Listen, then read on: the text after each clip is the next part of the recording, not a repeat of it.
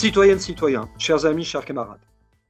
Depuis quelques années, une expression ne cesse de se répandre de plus en plus dans le débat public en France et en Europe, celui de saut fédéral européen. Saut fédéral européen, une expression portée par Emmanuel Macron, officiellement président de la République, mais en réalité vice-chancelier d'Allemagne. Car cette expression vient avant tout d'Olaf Scholz, le chancelier allemand partisan d'un État fédéral européen. Saut fédéral européen, un barbarisme certainement pour beaucoup d'entre vous. Qu'entend-on par là précisément? Eh bien, pour cela, il faut faire référence à un vote d'une résolution au niveau du Parlement européen, enfin du dit Parlement européen fin novembre dernier, 2023, et une semaine après, de l'adoption d'une résolution au niveau national, qui prévoit que dorénavant, les décisions seront prises non plus à l'unanimité comme cela a été le cas depuis les débuts de la déconstruction, et non pas la construction européenne, plutôt la déconstruction européiste, mais à la majorité. Alors, pas comme cela, ça peut paraître assez technique, mais en réalité, l'enjeu politique est colossal. Pourquoi? Parce que pendant des décennies, ce qui arrivait à peu près à prévaloir de manière très difficile était le principe de la souveraineté des nations qui décident de l'orientation future de leur destin.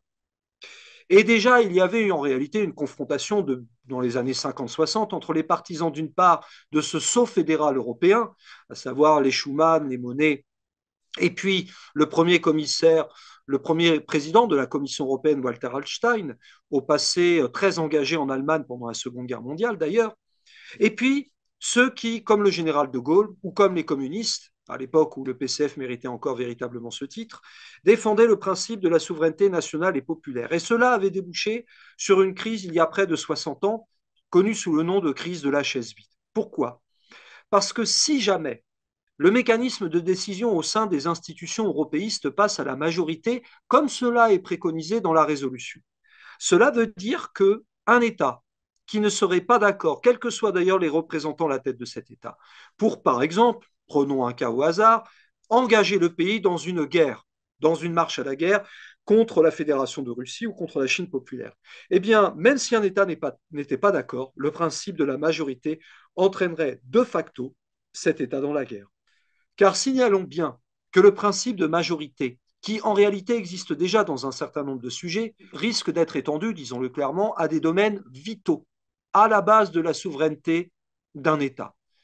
Ces domaines sont la fiscalité, ainsi que la diplomatie et la politique de défense.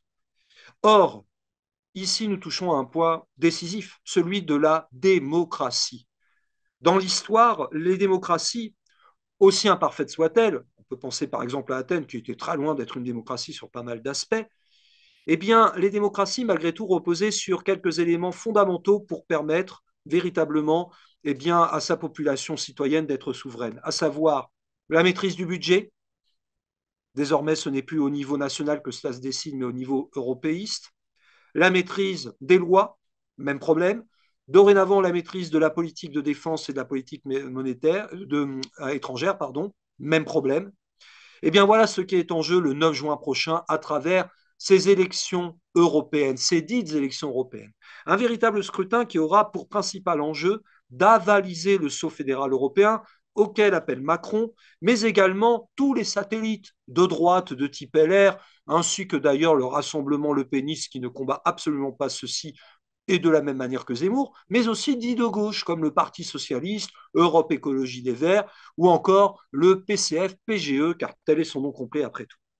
Si nous ne voulons pas que cela ait lieu, si nous ne voulons pas que se reconstitue un grand Saint-Empire romain germanique, un Saint-Empire qui était d'ailleurs dénoncé par un député MRP en 1950, Joseph Ours, qui était en train d'expliquer que nous étions en train de reconstituer de fait un vaste empire où il y aurait la soumission des souverainetés nationales populaires.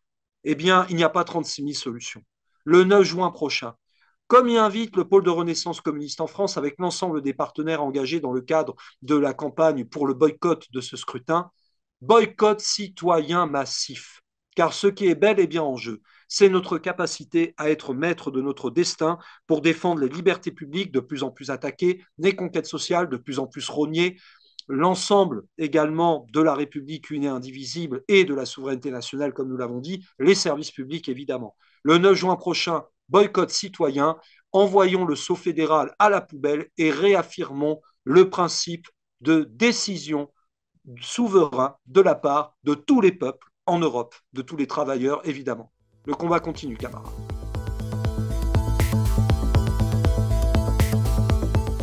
Bonjour à tous. On entend parler ces derniers temps de plus en plus de la notion de sceau fédéral européen. En réalité, ça n'est que la formulation contemporaine d'une stratégie qui a été élaborée il y a des décennies avant la Seconde Guerre mondiale. On peut d'ailleurs, et pourquoi cette notion arrive dans le débat public? Pour deux raisons. La première, c'est la montée de ce que certains appellent les mouvements populistes, notion imprécise et contestable, mais qui en tout cas fait très peur aux élites dirigeantes.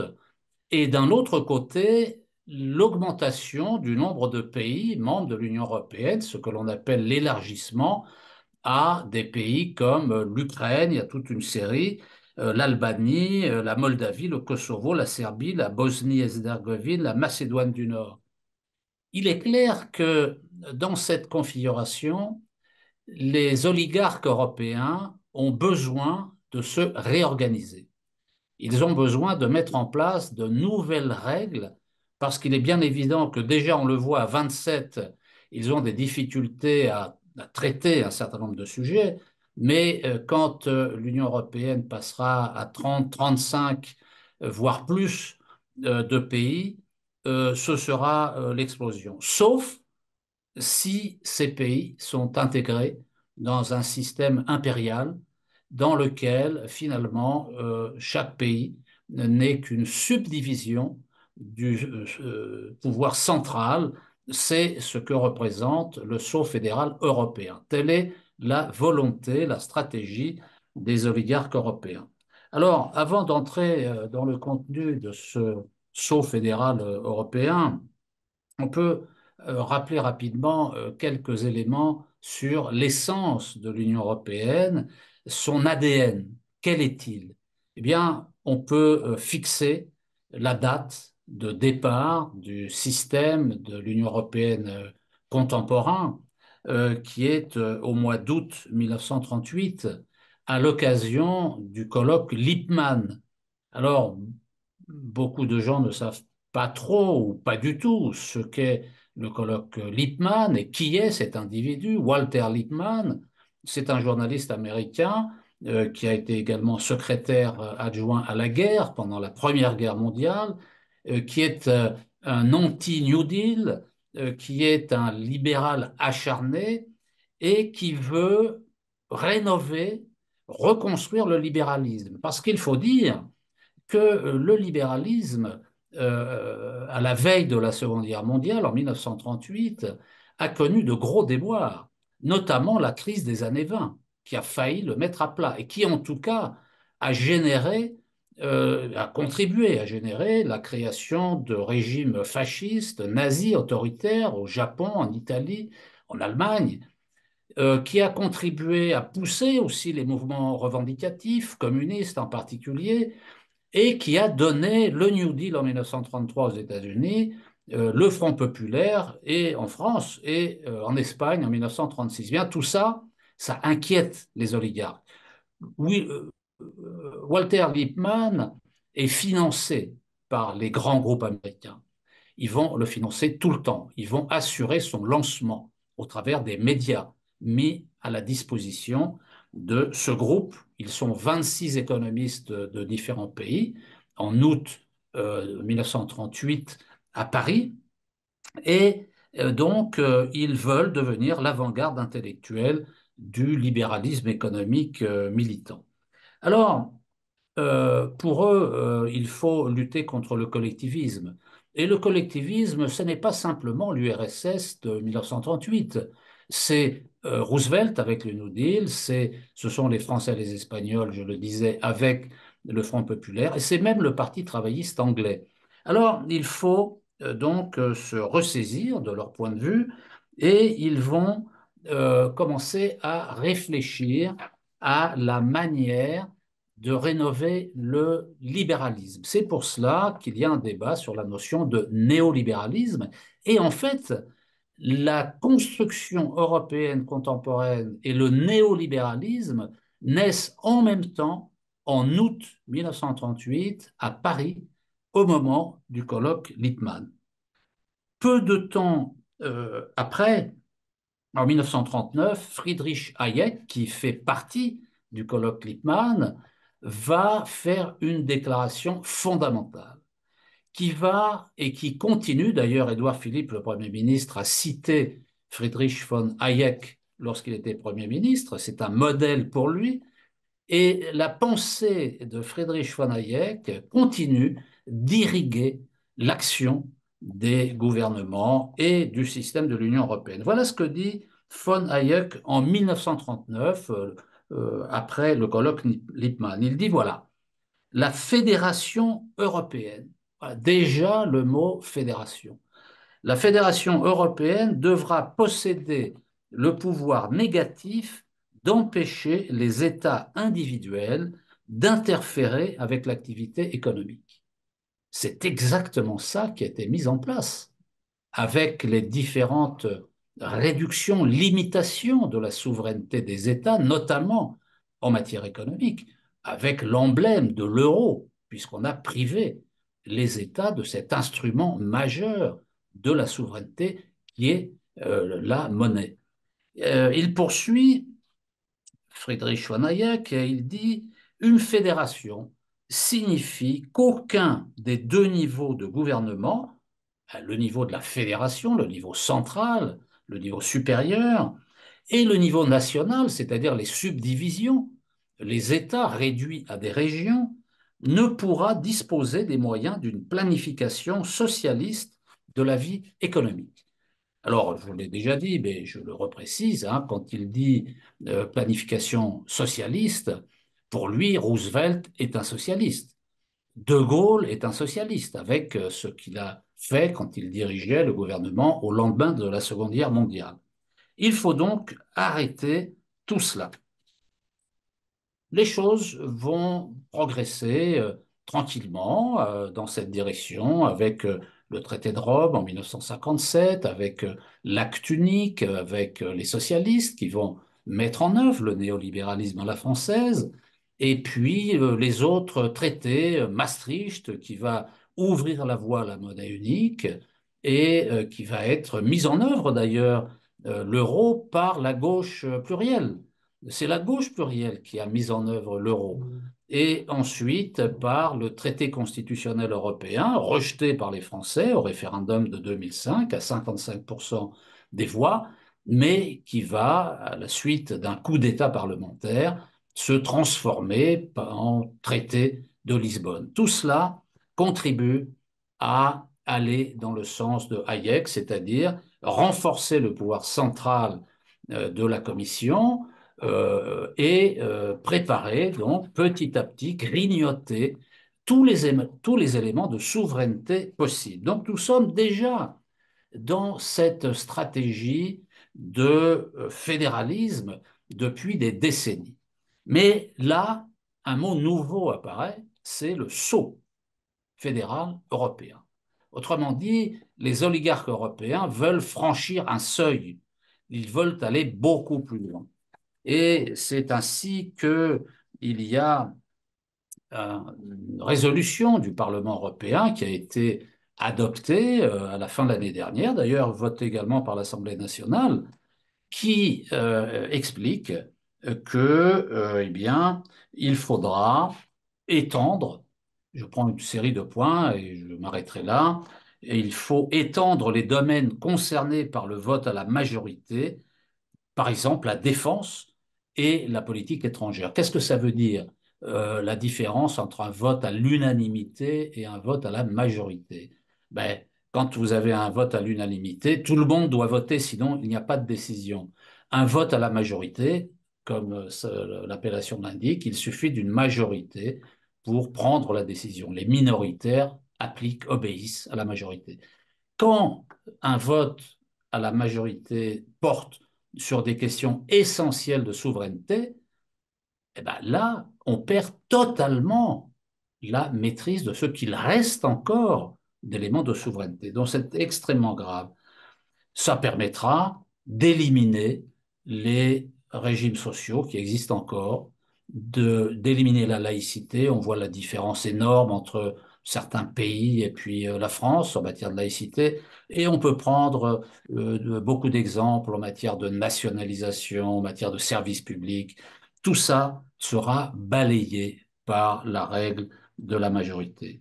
Renforcement parallèlement des compétences fédérales au niveau central, affirmation de la primauté du droit européen sur le droit national, y compris par rapport à la Constitution. Ça n'est pas encore le cas dans les textes. Dans les textes, la Constitution reste au-dessus des traités européens, mais pas le droit. Le droit national est déjà soumis au droit européen. Mais là, c'est la Constitution elle-même qui sera intégrée, soumise au droit européen. La conditionnalité des aides fédérales, conditionnalité, ça veut dire un peu comme les plans d'ajustement structurel. Le FMI mettait des conditions au pays et les conditions pour bénéficier d'une aide, et les conditions, c'était de libéraliser l'économie, privatiser, etc. Et puis, réduction du nombre de commissaires, ce qui, de fait, supprime le principe d'un commissaire par État. Bon, c'était quand même une mesure un peu équitable, puisque chaque État membre avait son commissaire. Là, non, ce sera terminé. Harmonisation des lois électorales nationales, ce qui revient à soumettre les agendas politiques, les agendas électoraux des pays à l'agenda du système impérial qui va se mettre en place, et les élections nationales ne seront plus que des élections secondaires par rapport à l'ordre du jour décidé par le centre. Fusion des ordres de juridiction pour que le droit européen domine totalement et définitivement les droits nationaux, il faudra fusionner les cours suprêmes des différents États en une seule qui sera la Cour suprême européenne, avec les grands prêtres de la nouvelle Union européenne fédéralisée. Mise en place d'une dette commune, c'est-à-dire la fin de toute souveraineté financière. Alors, on nous a pris beaucoup en matière de souveraineté financière, mais il reste encore un petit peu, par exemple, la faculté d'emprunter. La France, les différents pays peuvent encore emprunter selon les formes qui leur conviennent et selon les montants qui leur conviennent. Eh bien, ce sera terminé, puisque la dette sera centralisée. L'OTAN aura le droit de faire circuler ses troupes partout dans les pays européens, sans autorisation des États, pour attaquer d'autres pays voisins. On pense à la Russie, à la Serbie, et puis également des pays membres de l'Union européenne dans lesquels les citoyens se révolteraient, protesteraient, un peu comme la révolte des Gilets jaunes, face à ce genre de politique. Alors, on peut terminer sur l'armée, puisque c'était l'élément dont je parlais. Euh, L'arme nucléaire. La France est, avec la Grande-Bretagne, le seul, mais la Grande-Bretagne n'est plus dans l'Union européenne, est le seul pays détenteur de l'arme nucléaire. S'il y a une armée européenne, comme c'est prévu, eh bien, l'arme nucléaire française passera sous le contrôle de cette armée européenne, qui elle-même sera sous le contrôle de l'OTAN, né à des antipodes de la politique gaulliste de la dissuasion nucléaire. Je ne comprends pas comment les gaullistes qui restent arrivent à accepter et ne pas protester contre cette évolution néfaste. D'ailleurs, ce qui est en cours, regardez l'histoire du porte-avions Charles de Gaulle. Eh bien, il vient de passer, alors c'est pour une mission ponctuelle, certes, mais c'est la première fois qu'il est placé sous le commandement de l'OTAN. La pièce maîtresse de l'armée française est désormais là sous le commandement de l'OTAN. Alors, on voit toutes ces évolutions qui sont en cours. Les différentes forces politiques ne sont pas claires sur le sujet, soit elles ont voté au Parlement européen cette résolution, soit elles l'ont votée à l'Assemblée nationale. Eh bien, la meilleure réponse à donner à cette évolution funeste, c'est de s'attaquer au système lui-même. On ne peut pas le changer de l'intérieur. Il est totalement pourri. Il faut donc boycotter cette élection européenne. Il faut s'abstenir, ça veut dire s'abstenir, et boycotter, ça veut dire militer pour l'abstention, agir pour l'abstention. L'abstention, c'est pas aller à la pêche le jour du vote, le 9 juin. C'est militer et nous invitons les citoyens à s'organiser dans leur localité pour mener cette campagne active, militante, citoyenne de boycott de cette fausse élection pour un faux Parlement européen. Bonjour à toutes et à tous. Saviez-vous que le Parlement européen, entre guillemets, a voté fin 2023 une résolution appelant à un saut fédéral européen et que l'Assemblée nationale française, dans la foulée, l'a validée? Cette résolution est une forfaiture à l'égard de notre pays car elle donne son accord à un principe, son accord de principe, pardon, à une délégation de compétences stratégiques, militaires et d'ordre public. C'est ainsi que la répression sociale des organes supranationaux sera ouverte. Ainsi donc, notre souveraineté nationale et populaire, nos pouvoirs régaliens d'État, seraient confiés à des autorités étrangères non élues, la Commission européenne notamment. Comme en 2008, nous nous en souvenons tous, le pouvoir de l'époque, qui avait naturellement foulé aux pieds le référendum de 2005, eh bien, le pouvoir actuel s'apprête à liquider ce qui fait la spécificité de la France, c'est-à-dire son indépendance stratégique, militaire et d'ordre public. Il est vrai que Sarkozy, à l'époque, avait décidé seul, le 7 novembre 2007, on s'en souviendra, dans un discours, excusez du peu, devant le Congrès nord-américain, et sans consulter naturellement le peuple français, eh bien, il avait décidé de replacer le pays sous le commandement intégré de l'OTAN, l'organisation du traité de l'Atlantique Nord. Mais la résolution du Parlement européen va encore plus loin. Et elle a été confirmée, très récemment d'ailleurs, par Macron à Stockholm dans un discours du 30 janvier 2024, dans la plus grande discrétion naturellement.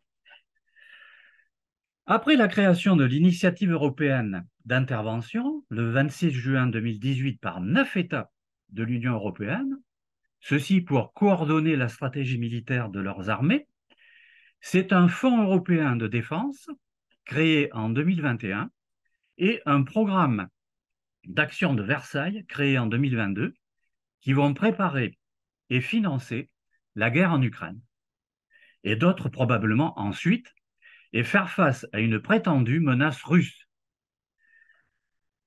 Et voilà que maintenant, avec cette fédéralisation de l'Union européenne, une armée européenne inféodée à l'OTAN serait mise sur pied, une sorte en quelque sorte de Schengen militaire, sujette à laquelle aurait la possibilité de se déplacer partout à l'intérieur, naturellement des frontières de l'Union européenne, sous la haute autorité, bien sûr, de l'état-major de l'OTAN. Comme hier pour le Kosovo, peut-être demain en Ukraine, comme le veut Macron, et après-demain, Dieu sait dans quel pays.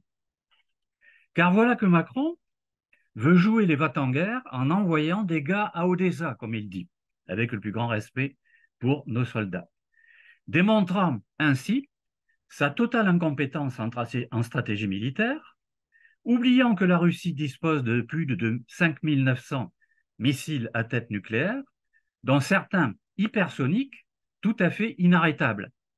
Et cela contre 290 missiles pour la France, qui, eux, sont interceptables. Même les États-Unis et l'OTAN l'ont remis à sa place à M. Macron. Cela n'empêche pas le même personnage de prôner et commencer de mettre en place une économie de guerre, comme il dit, alors que notre industrie a été détruite par l'Union européenne et l'euro. Deux chiffres très significatifs, 23% du PIB en 2002 pour notre industrie, contre 9% seulement aujourd'hui, après 22 ans d'euro. Et voilà que le même Macron met la France en alerte attentat maximum pour créer un climat de peur, bien entendu, sous prétexte des imminents Jeux olympiques, si décriés, et de l'attentat de Moscou, lui, bien réel. Ainsi, cette armée européenne, par-dessus la tête des peuples, aurait la possibilité d'intervenir partout dans l'Union européenne, non pas du tout pour assurer la sécurité des peuples, mais pour protéger les intérêts des multinationales et des classes dirigeantes. Cette armée n'aurait qu'une vocation de répression des mouvements sociaux, s'en serait donc terminée de notre armée nationale. Mais ça n'est pas terminé. Pour finir de compléter son arsenal de domination, l'oligarchie européenne pourrait, avec la même résolution dont je vous parlais au début, mettre en place une sorte de gendarmerie européenne qui, en plus de l'armée qu'on vient de voir, pourrait aussi se déplacer partout dans les frontières de l'Union européenne pour réprimer tout mouvement social, briser toute grève, bref, intervenir à tout moment contre les travailleurs et les peuples. Cette gendarmerie nationale, européenne, assurerait manu militari la protection des élites de l'Union européenne, non élues, et les seuls intérêts de classe de l'oligarchie néolibérale, et réprimer encore plus brutalement que lors du mouvement des Gilets jaunes, avec ces centaines d'éborgnés, d'amputés, de tabassés et d'embastillés. Tout cela, vous ne l'entendrez naturellement d'aucune liste se présentant aux élections européennes, car elles sont toutes parties prenantes de cette Union européenne du capital et de ses oligarchies dirigeantes. Vous ne l'entendrez donc dans d'aucun candidat, d'aucune liste. Alors, ce qui est à l'ordre du jour, c'est l'urgente nécessité de délégitimer cet instrument d'assujettissement des peuples qu'est l'Union européenne.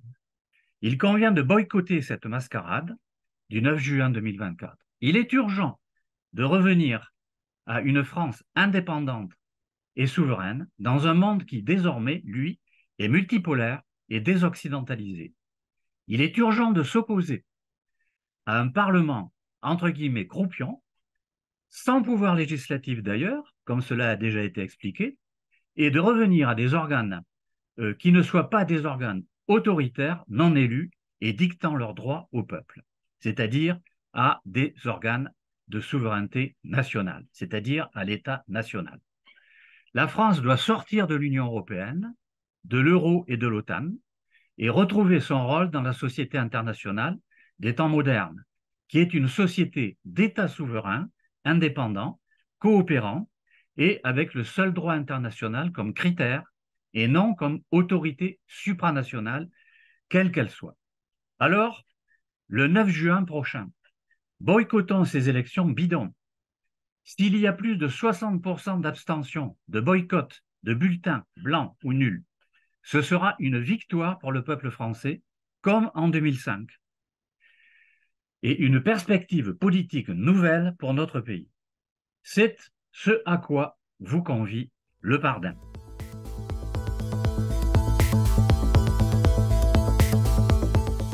Allons droit au but. Deux dangers menacent la France et les Français. L'aspiration, la dilution ou la disparition de la France dans un espace plus vaste, la Fédération européenne. Deuxième danger, la guerre de haute intensité, pour laquelle les États membres ont commencé à s'organiser et pour laquelle une fédération, qui parlerait d'une seule voix, d'un seul commandement, serait d'une plus grande efficacité pour les va-t-en-guerre européens et surtout pour son commandement outre-Atlantique, les États-Unis. Seulement, la France s'est constituée sur un modèle centralisé, avec un Parlement composé de 2 chambres et d'une organisation administrative centralisée qui garantit les droits et les libertés sur tout son territoire. En 1789, l'Assemblée constituante crée 44 000 communes et 83 départements. Ces textes fondamentaux consacrent un principe de traitement égalitaire pour chaque citoyen sur tout le territoire. Et ce principe fondamental d'égalité devant la loi est défini par la Déclaration des droits de l'homme et du citoyen. Cette déclaration fait partie du bloc de constitutionnalité. C'est l'histoire de la France moderne, issue du siècle des Lumières et de ses luttes sociales. C'est son ADN. Et c'est cela qui est menacé de disparaître par le sceau fédéral.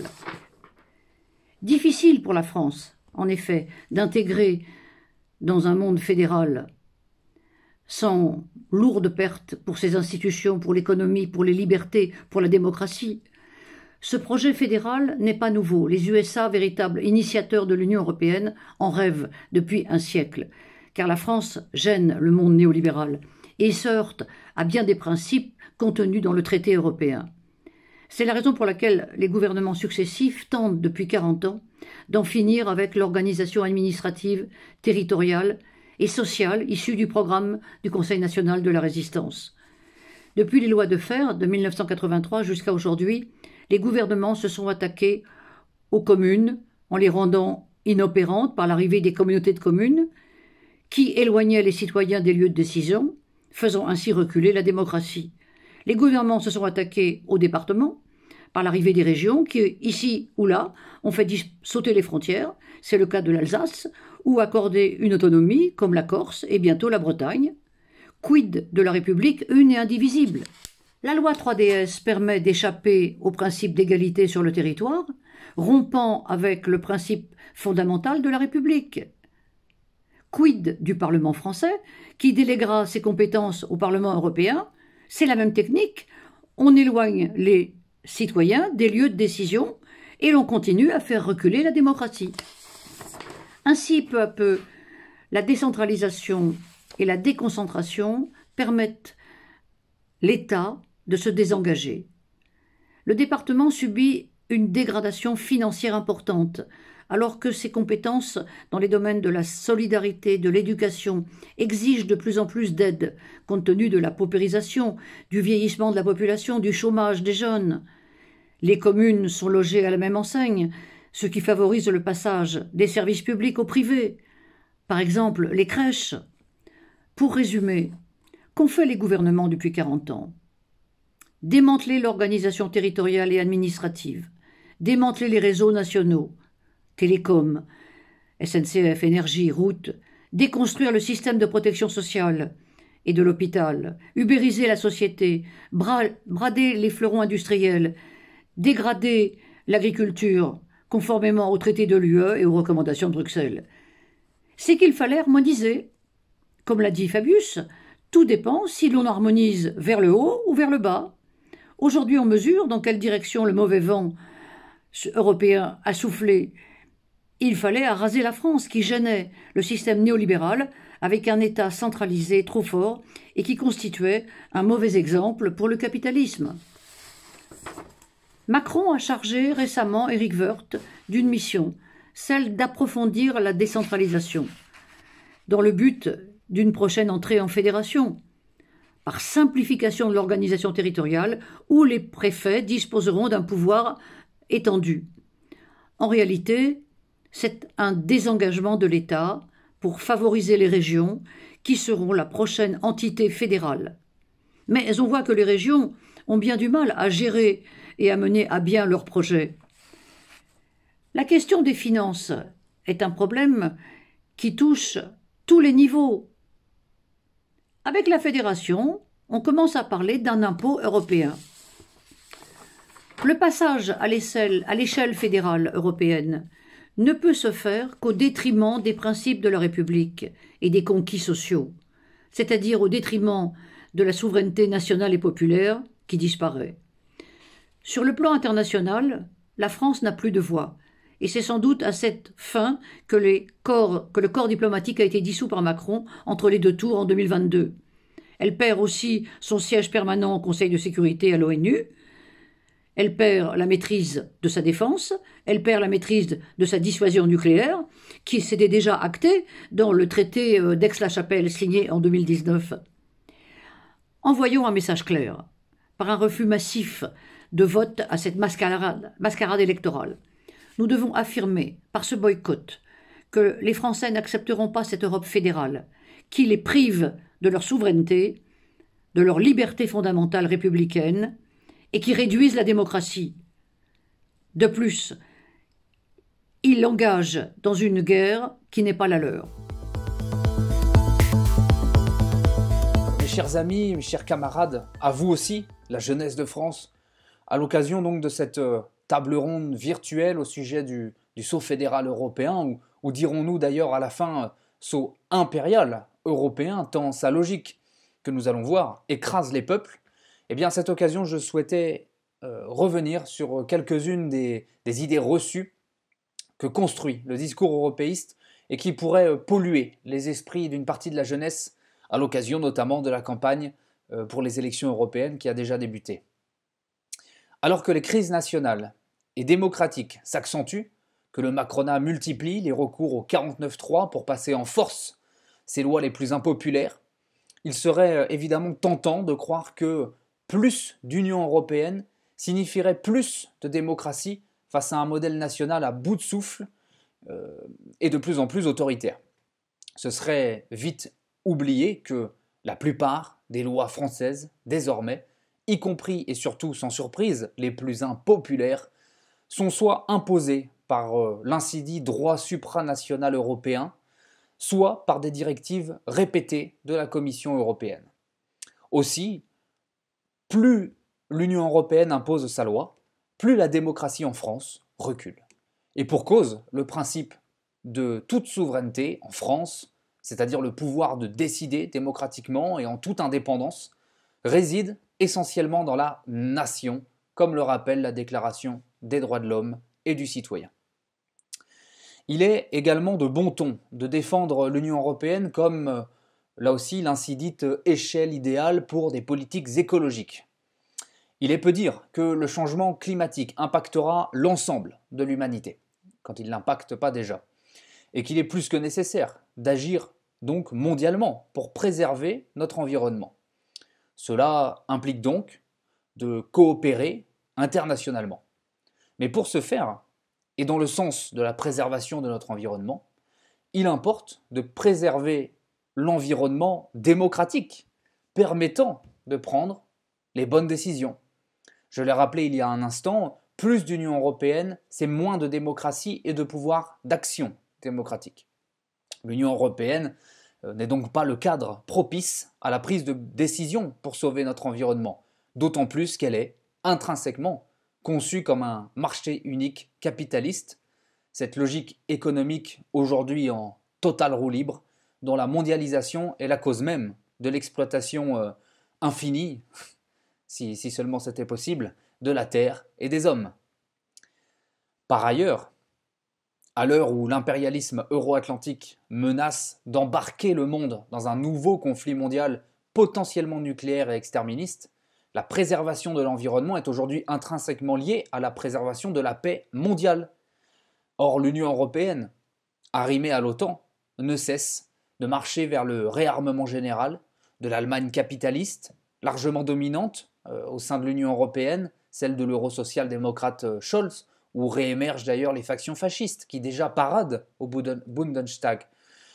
La proposition de livrer la défense nationale et notre dissuasion nucléaire à l'Union européenne, donc à l'Allemagne précédemment citée, en passant par les coups de boutoir belliqueux et russophobes des pays baltes et de la Pologne, qui ne rêvent que de partir en croisade une bonne fois pour toutes contre Moscou, aux côtés du régime corrompu et fascisant de Kiev, et de ces milices néo-nazis qui martyrisent d'ailleurs le Donbass depuis 2014. Eh bien, tout est mis en place par l'Union européenne pour une confrontation de plus en plus directe de son bras armé, l'OTAN, paradant librement sur tout le sous-continent européen, donc pour une confrontation de plus en plus directe de l'OTAN avec la Fédération de Russie et en arrière-fond avec la Chine populaire. Bref, l'Union européenne, ce n'est pas la paix, c'est la guerre. Dans ces conditions de marche à la guerre, d'exploitation de la terre et de recul démocratique, Comment l'Union européenne et ses instances pourraient-elles être garantes de progrès sociaux pour les peuples, pour les jeunes et pour les travailleurs des nations qui y sont asservies?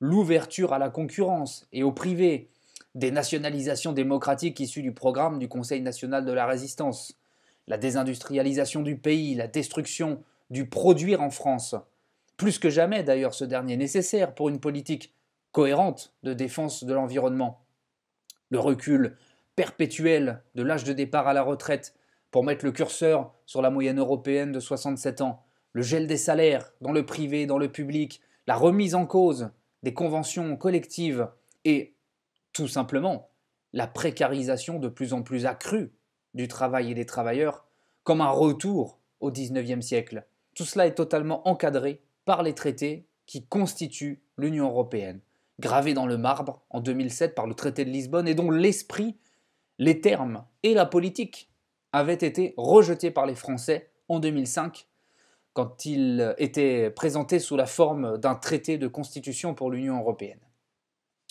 Plus d'Union européenne, c'est donc plus de destruction sociale, moins de services publics, plus de concurrence, moins de salaires. Enfin, que pourrait-il en être de notre capacité à défendre une véritable politique internationaliste de coopération fraternelle avec les nations du monde pour la défense de la paix, de l'environnement, du progrès et de la démocratie, en continuant de nous laisser asservir par ce nouvel empire supranational, antidémocratique, anti-écologique et belliqueux? Poser la question, c'est y répondre une bonne fois pour toutes. Alors oui, la jeunesse a raison d'espérer pour demain un monde plus juste, coopérant pour résoudre de manière pacifique les problématiques et les obstacles auxquels l'ensemble de l'humanité doit faire face collectivement. De même qu'elle a raison, au fond, de suggérer des coopérations de ce type à l'échelle continentale, plus réduite, dirons, mais continentale, comme cela est le cas, entre autres exemples, en Amérique latine ou encore en Asie. Mais croire que l'Union européenne est un de ces modèles de coopération, alors qu'il est un modèle d'asservissement, c'est donc faire une grave erreur d'analyse. Plus d'Union européenne, plus de sceau fédéral européen, plus d'empire européen constitue l'exact inverse de ce que peuvent légitimement espérer nombre de jeunes Français pour leur avenir, pour l'avenir de leur pays et pour l'avenir du monde. C'est pour toutes ces raisons que la JRCF participe à cet effort commun pour porter la voix du boycott des élections européistes du 9 juin. Il n'y a pas lieu pour la jeunesse, ni a fortiori les jeunes travailleurs et ouvriers, pas plus d'ailleurs que pour leurs aînés, d'aller voter aux incidites élections européennes et donc de légitimer cette Union européenne totalement verrouillée et acquise aux intérêts des classes dominantes et de leur politique antinationale. Le journal L'Humanité, tout récemment, et tout en le regrettant par ailleurs, notifiait que les jeunes Français sont déjà plus de 70% à s'exprimer pour une probable abstention le 9 juin. C'est dire le réflexe légitime qu'inspire déjà, pour toutes ces raisons, l'Union européenne et l'OTAN. Alors, continuons notre combat légitime pour le boycott du scrutin européiste du 9 juin, pour délégitimer l'Union européenne, pour stopper, une bonne fois pour toutes, le saut fédéral et impérial européen. Je vous remercie.